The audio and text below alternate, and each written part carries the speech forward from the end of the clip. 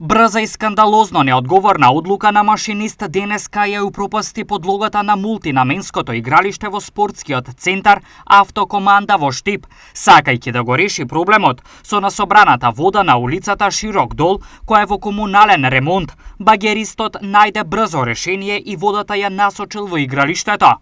1000 души час имат деца што рекламираат таму, што трчат. И сега дека тие деца ќе трчат. Нема. Викаме, бе, затопете, одите право, одите. Не, од тука дека се избегава. Сега наместо еден, таму има два проблеми, бидејќи инвеститорот, Светска банка, поради проблеми со земјиштето, работите одамна ги закочи.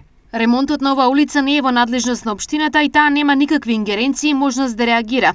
Граѓанските реакции се оправдани, но општината и јавните предпријатија од понеделник ќе бараат решение пристапот до некои куќи да се олесни. Изјавија денес од општината.